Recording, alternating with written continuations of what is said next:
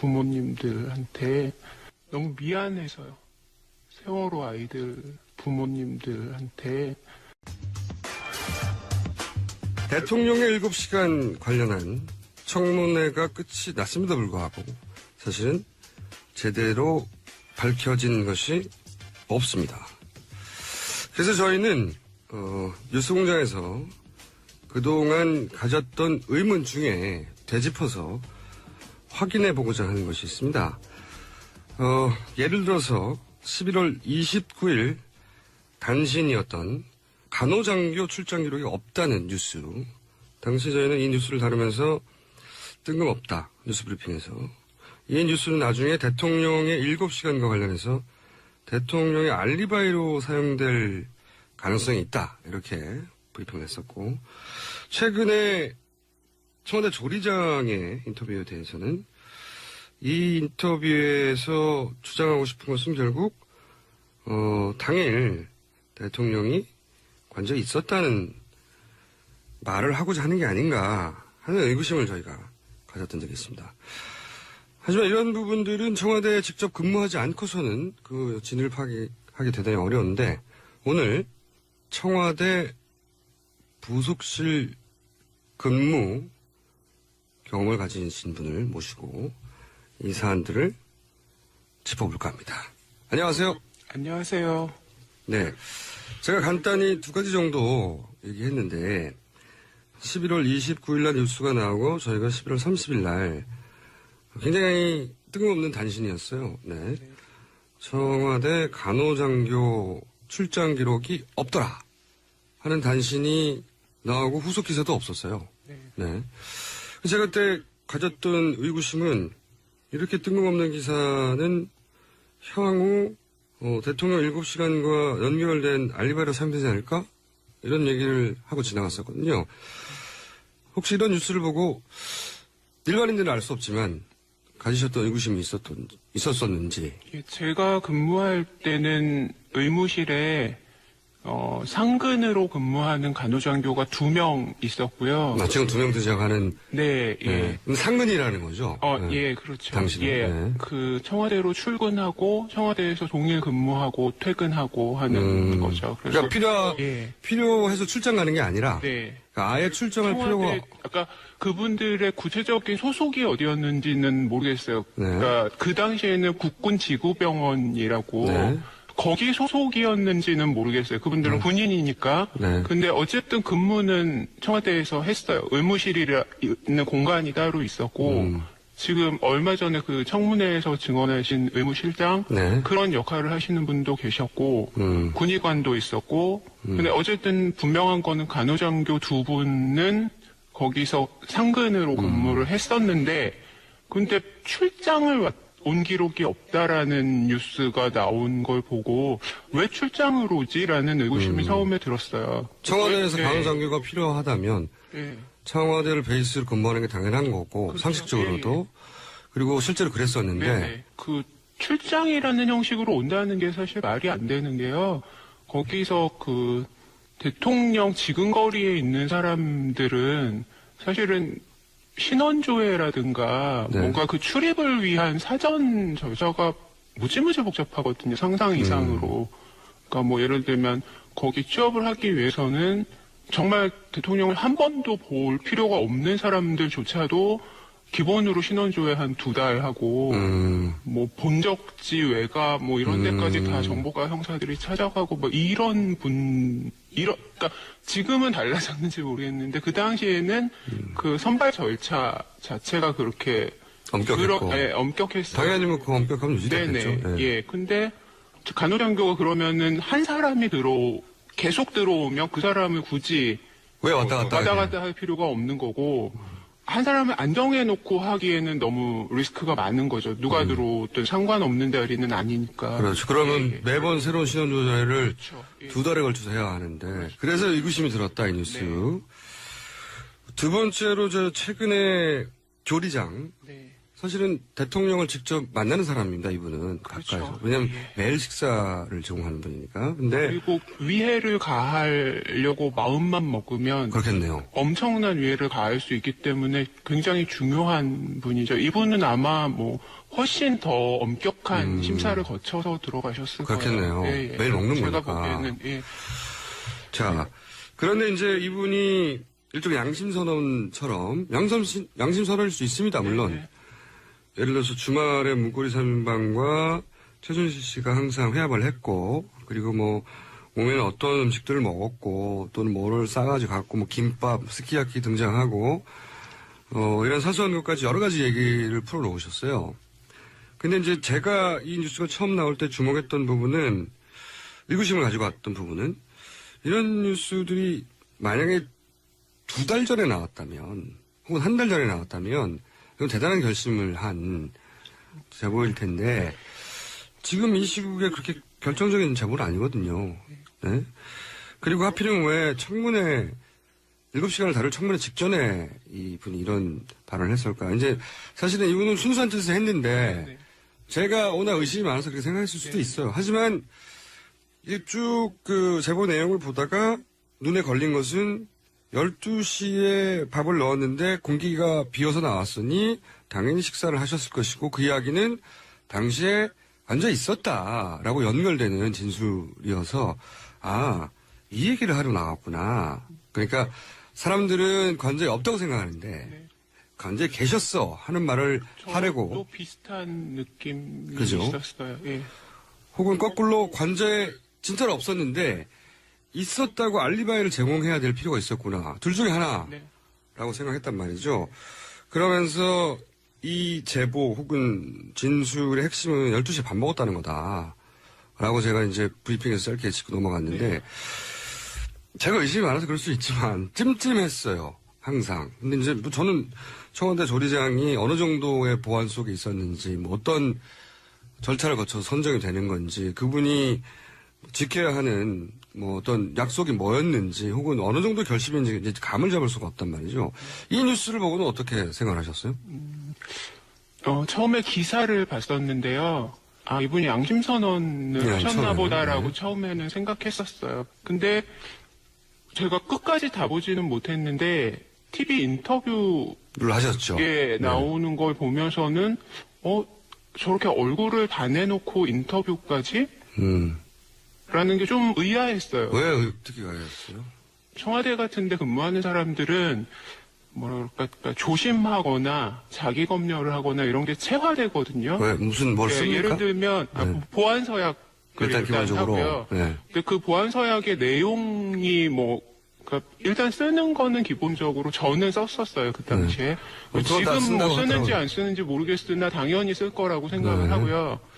그런 중요한 포스트에 있는 사람들은 사실은 옛날에는 뭐 도청한다, 미행한다, 뭐 이런 것도 있었거든요. 훈련을 철저하게 받고 계속 그럼에도 불구하고 대통령이랑 지근거리에 있는 사람들은 더더욱. 사실은 마음 먹으면 위해를 가한다거나 이렇게 뭐 이용당할 수도 있는 그렇죠, 거잖아요. 그렇죠. 뭐 위협을 당해서 그렇죠. 예를 들어서 조리장 같은 경우에 뭐 그렇죠. 영화 음식에 스토리. 뭔가 무슨 짓을 한다든가 이거를 할 수 있는 위치잖아요. 그렇죠. 영화에 예. 보면 예를 들어서 조리장 가족을 네. 위협해서 조리장에게 무슨 그렇죠. 예, 약을 예. 타게 만들어서 그분이 뭐 나쁜 뜻은 아니지만 어쩔 수 없게 그렇게 몰아가는 상황에 노출될 가능성은 있는 거잖아요. 그래서 훨씬 더 엄격하게. 훨씬 더 엄격하게 아마 뭐 저보다 훨씬 그분이 타이트하게 관리를 받으셨을 거라고 생각하고요. 보안 서약도 물론이거니와 예. 일반 보안 서약은 뭐 청와대에서 취득한 정보를 외부에 발설할 경우에 어떠한 법적 처벌이 있고 이런 수준인데 네. 사실 그렇게 2달씩 신원조회하고 네. 뭐 나를 미행하는 사람이 있고 도청도 당할 수 있고 이런 교육을 계속 받고 그러면 내가 뭔가를 행동할 때 이게 문제가 될까 안 될까를 사실 조심하게 되거든요. 항상 조심하게 되고. 네, 그래서 그렇게 대부분 훈련되게 돼 있는데 그렇죠. 그러니까 근데 그분이 얼굴을 내놓고 전 국민이 볼 수 있는 방송에 어떤 불이익을 두려워하지 않은 채 이 이야기를 하는 게 일단 처음에는 저분이 어떻게 저럴 수 있지라는 게 너무 이상했고요. 네, 청와대 근무자들. 예, 아무리 용감해도 저렇게까지. 그리고 그분은 더군다나 현직 대통령을 모셨던 분이잖아요. 네. 직접. 그러니까 그분의 성향이나 뭐 내지는 김기춘 실장의 우리가 두려워하는 부분 네. 이런 거에 대한 근본적인 두려움이 있었을 것 같은데 어떻게 저럴 수 있지? 왜 그러니까 그게 안 보이지? 인터뷰할 수 있는데 막 그렇다고 제가 보기에는 너무 밝다. 되게 결연한 뭐 의지나 비장함 뭐 이런 느낌은 아니었거든요. 뭐 제가 잘못 봤을 수도 있지만 그래서 좀 이상하다고 생각했어요. 경험자로서. 예. 뭐 그게 불이익. 법적인 처벌이든 뭐든 불이익을 안 받을 거라고 생각하지 않고서는, 그러니까 그런 처벌을 줄 쪽에서 너는 처벌을 하지 않을 거야라는 약속을 받지 않고서야 어떻게 저럴 수 있을까? 라는 생각을. 그런 불이익을 준 케이스들이 너무 많이 이미 밝혀졌잖아요. 예. 그러니까 그러면 그런 상황에 처한 사람들이 심리나 조건을 잘 아시는 분으로서 네. 저렇게 편안하게 이 얘기를 한다는 건 불이익이 아니라 그렇게 나가서 인터뷰하라고 권유를 받은 게 아니냐라는 정도. 어쨌든 제가 보기에는 노말하지는 않았어요. 예. 그럼 제가 이렇게 저라면 그럴 수 없을 것 같다는 생각이 들었어요. 그럼 제가 이렇게 돌려서 얘기해 볼게요. 네. 12시에 밥을 먹은 것 같다라고 말하는 이것도 역시 대통령의 알리바이거든요. 관저에 있었다고 그렇죠. 하는. 예. 알리바이를 위해서 나가서 이야기를 했고 나머지는 자신의 진술의 신빙성을 더하기 위해서 실제로 있었던 일 몇 가지를 더해서 말했을 가능성에 대해서 의심해 볼 여지가 있다. 네. 경험자로서. 방송을 보고서 이제 본인 경험상 비슷한 생각을 하신 거군요. 저랑. 네. 그렇습니다. 제가 얼마나 예리한지. 네. 세 번째 질문을 드려볼게요. 경험자로서. 이제 제가 또 항상 되물을 수는 없는데 제가 알지를 못하니까 되물을 수는 없지만 이해할 수 없던 것이 뭐냐면 김기춘 전 비서실장이 나와서 끊임없이 했던 얘기는 뭐냐면 관저에 계셨지만 어디인지는 나는 몰랐다. 그러면서 이어지는 이야기가 사저에 계시던 관저에 계시던 계신 곳이 곧 집무실이다. 이런 개념을 들고 나와서 대통령은 어디 있든 일을 하는 거야. 그러니까 굳이 어디 있는지 따질 필요가 없어. 나는 몰라서 어디 있는지 이렇게 얘기했단 말이죠. 비서실장이 알고자 하는데 과연 대통령이 어디 있는지 모를 수 있는가? 여기 의문이 저는 드는데 근데 몰랐다고 계속하니까 제가 근무를 안 해봤으니까 말이죠. 이게 가능합니까? 비서실장이 그분이 말씀하신 대로 일거수일투족을 알 수는 없지만 알려고 마음 먹으면 그 순간 바로 알 수 있죠. 그렇죠. 그럴 거라고 생각합니다. 제가 이제 얼핏 들은 얘기는 대통령이 어디에 있는지 1분 1초도 눈 밖에 나서는 안 되는 게 경호실의 의무고 그렇죠. 예. 그게 해야 할 가장 중요한 일인데 그러니까 대통령이 어디 있는지는 비서실장이 알고자만 한다면 경호실에 연락하면 그 순간 즉시 알 수 있는 거 아닌가요? 그렇죠. 예. 그리고 그 대통령이 움직이시면 네. 그 동선에 있는 직원들이 사전에 스탠바이하고 뭔가를 다음 일정을 준비해놓고 이런 것 때문에 항상 그거는 그 관련 라인에 있는 사람들한테는 노티스가 됩니다. 무전으로? 네. 그러니까 본관에서 준비할 시간을 줘야 되고 본관으로 움직이시면 그리고 또 관저로 움직이시면 관저에서도 준비할 시간을 줘야 되는 거잖아요. 그러니까 물론 항상 조심하고 있기는 하겠지만 지금 이제 5분 후에 도착하시면 도착하시자마자 뭔가를 해야 되는 또 그 다음 과정들이 있을 거잖아요. 예를 들면 식사를 하셔야 되면 식사 준비를 해야 될 거고 집무실로 오시면 그 다음에 보고할 분이 계시면 올라오시라고 연락을 한다든지 이런 준비들이 필요하겠죠. 서류를 준비한다든지 그러면 그 라인에 있는 사람들이 대통령의 동선을 알고 있어야 되잖아요. 그렇죠. 예. 당연히. 그래야지 그렇다고 오셨는데 기다리세요 그러고 할 수는 없으니까 딱 그 움직임에 맞춰서 모든 거를 스탠바이 하고 있는 거거든요. 거기 인원들은 모두가 다. 근데 그거를 모르면은 준비를 할 수가 없으니까 항상 일정한 인원은 항상 알고 있고 경호실은 항상 100% 알고 있고 100% 알고 있을 거고 24시간 알아야 되고 그 그렇죠. 사람들은. 예. 그래서 저는 이런 얘기가 듣고 싶었어요. 비서실장이 본인이 모른다고 그랬잖아요. 아니 모르실 수 있을 것 같아요. 처음에는. 그러니까 제 말은 예. 어떤 사태가 발생한 직후에 그 상황에서 모를 수 있어요. 거는- 하지만 어디 계셔? 라고 그렇죠. 전화 한 통으로 바로 할 수 있는데 예. 그 7시간 내내 당일 몰랐다고 말하는 건 아니 경호실에 전화해서 만약에 경호실이 모르겠는데 해버리면 그 경호실은 지금 사라져야 되는 거 아니에요? 아예. 이제는 아마 과거에는 경호실장, 비서실장이 동급이었던 거의. 적이 있는데 지금은 아닐 거예요. 아마 네. 경호실이 위상이 좀 많이 떨어져서 비서실장이 더 높으실 거예요. 거겠죠, 당연히. 예. 그러니까 비서실장이 하다못해 경호실장한테 묻더라도 전화 한 통이면. 경호실장 입장에서는 상관의 개념이 되는 거거든요. 그러니까 물론 뭐 별도의 조직이기는 하지만 그러면 그거를 더군다나 그게 평상시의 상황이 아니잖아요. 네. 비상시니까 어디 예, 계신지 그 상황에서 묻는데 경호실에서 이야기를 안 한다는 거는 있을 수 없는 일이죠. 모른다는 불가능한 얘기고 아예 제 생각에는 말할 수 없다도 있을 수 없는 일이고 네, 저는 그렇게 생각합니다. 저도 이 얘기를 듣고 싶었어요. 왜 이 얘기를 아무도 안 하나 몰라. 대통령의 경호는 24시간 이루어지는 것이고 단 한 통의 전화로도 비서실장은 그 즉시 위치를 파악할 수 있는데 본인은 그 7시간 내내 몰랐다라고 지금도 주장하고 있고 그게 왜 틀린 주장인지 일반인들은 알 수가 없거든요. 근데 그거 보자마자 거짓말인 줄 아시겠네요. 알려고 하면 알 수 있는데 그 즉시. 알려고 안 했나? 그걸로밖에 설명이 안 되는 예. 대통령이 어디 계신지 격렬하게 몰라야지 그런 상태가 아니면 말이 안 되는 거죠. 근데 당신은 대통령이 어디인지 즉시 알아서 즉시 조처를 취해야 되는 상황이니까 당연히 어디인지 물어봤겠죠. 네.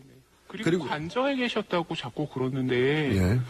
그것도 그러니까 관저에 뭐 집무실이 있다고 자꾸 얘기하시고 무슨 비서실에도 있고 연무관에도 있고 뭐 네. 그러시는데 방은 있을 수 있을 거예요. 아마 왜냐하면 잠깐 가시더라도 네. 그냥 뭐 대기실 같은데 같이 계실 수 없기 때문에 그분을 대통령을 위한 전용 공간은 분명히 만들어 놓죠. 그렇지만 네. 그거는 정말 어쩌면 재임 중에 한 번도 안 쓸 수도 있는 공간들인 거거든요. 그리고 관저에 있는 집무실이라는 거는 설사 있다 하더라도 그런 상황이면 뭐 본관으로 오시든 뭐 비서실로 가시든 해서 정말 대책을 논의해야 되는 장면이잖아요. 그 시간에 관저에서 집무를 했다는 거는 저로서는 도저히 저게 변명이 된다고 생각하나? 그렇잖아요. 재택근무하고 있는데 304명의 자기 국민이 수당당하는 장면에서 나는 오늘 여전히 재택근무? 이거는 말이 안 되죠. 그리고 비서실장은 어딘지 네. 몰라? 그러니까요. 예. 그게 너무 당연한 것이 계속 얘기해? 예. 일반인들은 청와대 경험을 안 했으니까 그거가 통할 거라고 이제 생각하면서 끊임없이 반복 재생하고 있는 거죠. 청와대 부속실 가장 가까운 곳에서 직접 유사한 경험을 한 분으로서는 이런 진술들이나 정황들이 드러나면 드러날수록 거꾸로 없었나 보다는 생각을 네. 전에는 사실 뭐 알 수 없지. 네.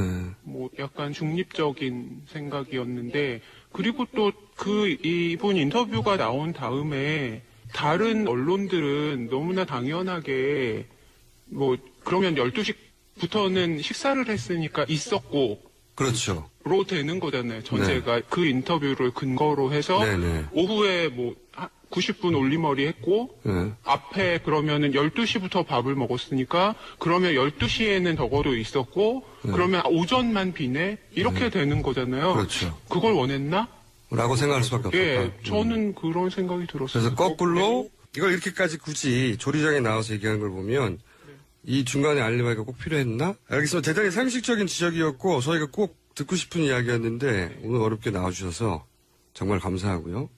그런데 그 이야기를 듣고 그리고 보안 서약을 써서 가까운 지인한테도 하지 않는 과거 경험 그렇게 조심스러워 하셨는데 왜 굳이 방송에까지 나와서 이 대목을 짚어주셔야 되겠다고 생각하셨는지. 너무 미안해서요. 세월호 아이들 부모님들한테 세월호 이후에 사실 저뿐만 아니라 저희 전 국민이 다 트라우마를 안고 살고 있는 거잖아요. 뭐 저도 아이들이 있고 저는 그러니까 계속 저를 괴롭힌 거는 우리 아이들이 세월호에 안 탄 거는 그냥 운이 좋았을 뿐이다라는 생각을 늘 했어요. 그래서 그냥 이렇게 이대로 살면 언젠가, 지금은 운 좋아서 안 탔지만 내 아이들도 언젠가 또 다른 세월호에 탈 수 있고 나는 또 다른 행복항에 가서 저렇게 울부짖으면서 9명인가는 아직 돌아오지 못하셨잖아요. 그러니까 계속 마음의 빚은 있었는데 그래서 이 광화문에 주말마다 사실 나가면서 세월호 천막에 가서 미안하다는 이야기를 하고 싶었는데 못했어요. 너무 내가 아무것도 안 한 게 너무 뭐라 그러지 비겁한 상태에서 가기가 너무 미안해서. 근데 이제 탄핵이 가결되고 나서 지난주에 처음으로 갔어요. 가서 꽃도 바치고 미안하다고 이야기도 하고 그러면서 제가 약속했거든요. 혹시 내가 할 수 있는 게 별로 없겠지만 혹시라도 조금이라도 도움될 수 있는 게 있다면 다른 거는 모르겠는데 저는 사실 세월호 때문에 촛불 집회에 갔거든요. 이제는 외면하지 않겠다, 가만히 있지 않겠다라고 아이들한테 약속했고요. 그리고 그래서 그때는 사실 제가 할 수 있는 거는 그냥 촛불 집회에 계속 나가는 거라고 생각했어요. 100만 명에다가 점 하나 보태는 거 정도. 그 정도는 그것도 안 하면 안 되겠다라는 생각을 했었는데 염영숙 위원장님, 주진영 사장님, 그리고 특히 그 현직 외교관인데 인터뷰하신 분 베트남 영사님인가요? 그분 인터뷰 보면서 정말 너무너무 울었어요. 그분은 본인뿐만 아니라 가족들 그리고 현직 공무원이신 거잖아요. 그러니까 그분들이 감당해야 될 몫이 어떤 건지 너무 정말 상상도 안 되고 저분들을 지켜내지 못하면 우리는 희망이 없을 것 같다는 그런 생각이 들어서 어떡하지? 저분들이 이 일로 인해서 고통받게 되고 피해받게 되고 그러면 안 되는데라는 게 그냥 그렇다고 제가 뭘 할 수 있는 게 없잖아요. 그러면서 사실은 만약에 내가 저 입장이면 저렇게 할 수 있을까? 근데 자신이 없었어요, 사실은. 나는 못할 것 같다, 저렇게는. 근데 적어도 그분들의 뒷배는 촛불 하나 드는 걸로 할 수 있으면 그거는 내가 끝까지 해야지라고 결심을 했었는데 지금 사실 이거는 제가 할 수 있는 거잖아요. 비겁한 제 자신을 용서하지 못할 것 같았어요. 그리고 다른 분들이 많이 나왔으면 좋겠다. 저분들처럼 저렇게 내부 고발, 제보 이런 게 많이 나와야지 밝혀지는 거 아닌가? 그렇죠. 네, 그런 생각을 많이 했는데 겁나도 외면하면 안 될 것 같았어요. 약속시키고 싶었어요. 마음이 짠하네요. 찡하고. 네.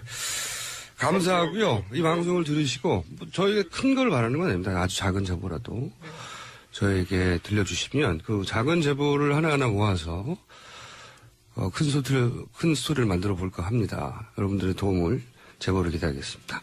오늘 말씀 감사합니다. 감사합니다. 네, 사전 녹음한 방송이었습니다. 음성 노조 때문에 제보자 신변 보호를 위해서 하울링이 좀 있었습니다.